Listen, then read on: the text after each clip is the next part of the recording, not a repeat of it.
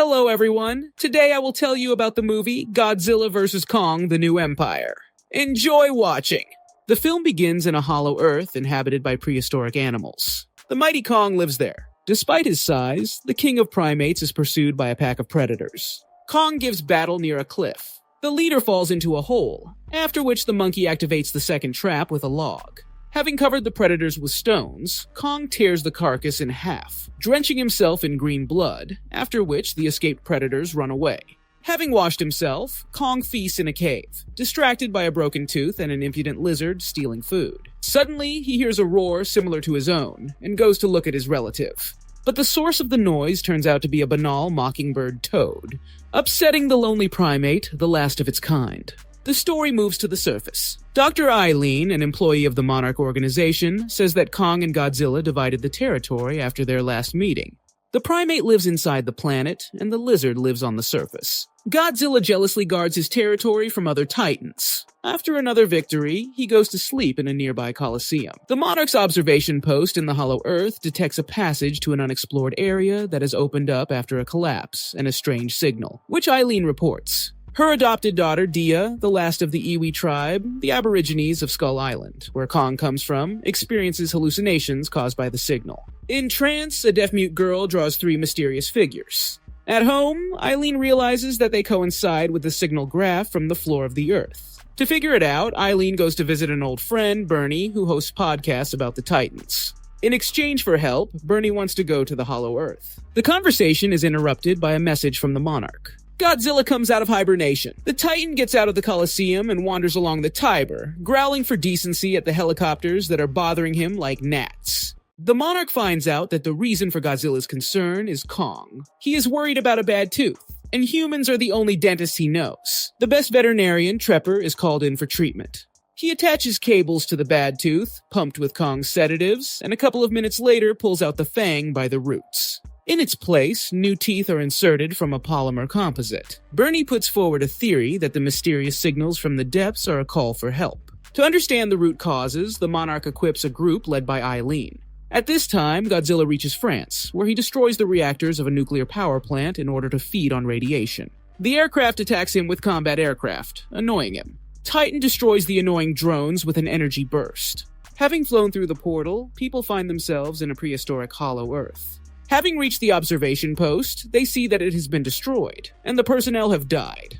The primate, having returned to the cave, senses an alien presence. Having taken out a hidden axe, Kong descends into the resulting crevice. Noticing the exit, he goes outside into an even more underground kingdom. Kong sees a huge shadow in the fog, the source of which turns out to be a red-haired primate cub of his species, Suko. Kong extends his paw as a sign of friendship, but the cub bites him and runs away. The guest runs after him, but it turns out to be a trap. 3 huge primates attack him, but he breaks free, scattering the attackers. When Suko tries to scratch his face, the guest uses the cub as a weapon. One of the attackers almost falls into the abyss. Kong catches him in time and pulls him out. Not appreciating the kindness, the rescued one grabs a knife, but Kong returns him back into the abyss. Having dealt with the bandits, Kong picks up an axe and tells Red to take him to the base. The people on the hollow earth almost fall when a flash of a strange signal almost turns off the plane's electronics. Dia says that the signal is getting stronger, indicating the direction to the source. Dia stumbles upon traces of human activity with the writing of her people, the Iwi. They get to the ruins of an ancient temple, where they see a bas-relief depicting the Queen of Monsters, a butterfly.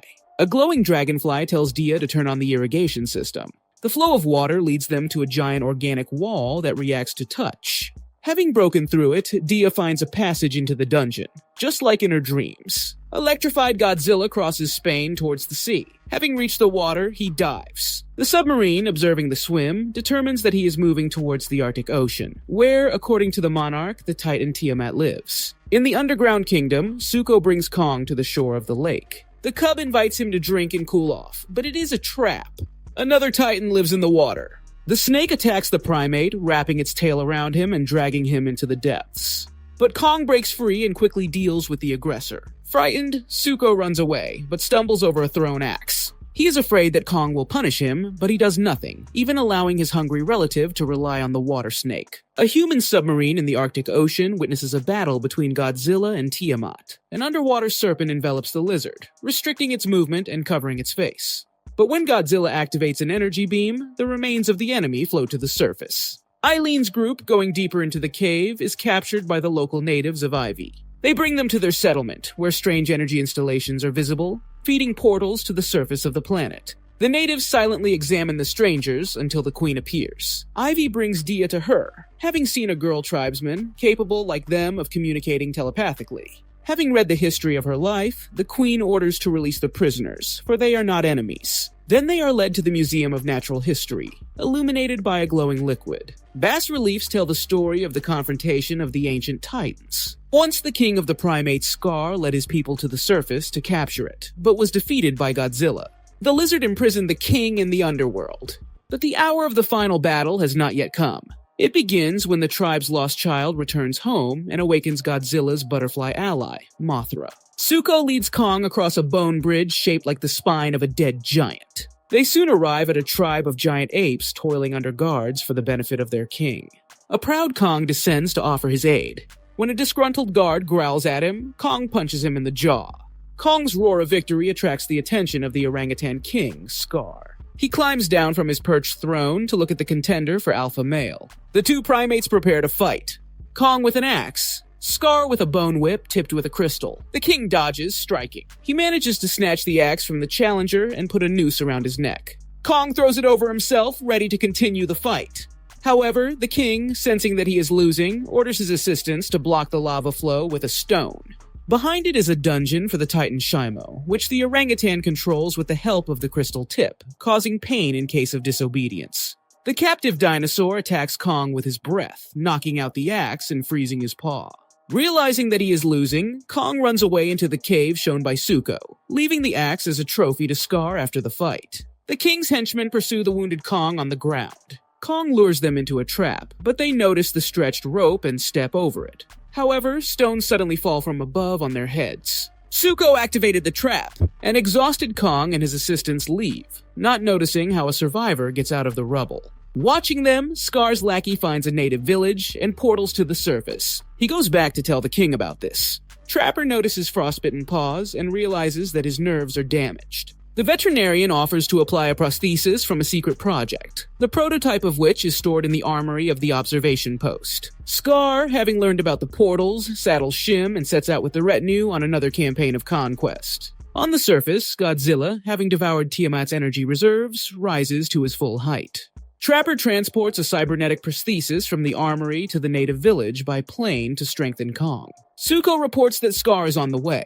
Realizing that he will not win alone, Kong goes through the portal to the surface to invite Godzilla for help. But people are afraid that the lizard will decide that the primate is encroaching on the territory and will immediately start a showdown. To avoid this, they perform a ritual to awaken Mothra. Dia climbs the steps to the top of the energy crystal, calling a giant butterfly at the junction of two worlds. It, having taken a closer look at the girl, flies away with her to fulfill its destiny. The portal takes Kong to the desert near Cairo. Approaching the pyramids, he roars, calling Godzilla to a dialogue.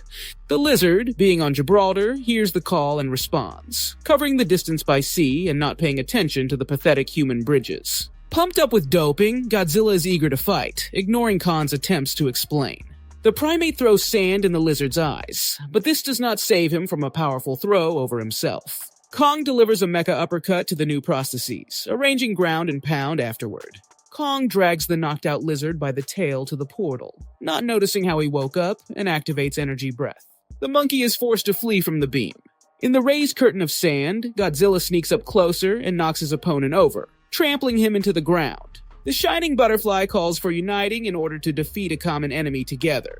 The natives are preparing to destroy the energy crystals to close the portals to the surface. At this moment, Scar appears in the cave. On his orders, Shima freezes the crystals, slowing down the self-destruction process. Kong and Godzilla then emerge from the portal. They rush to Scar and Shima to stop them.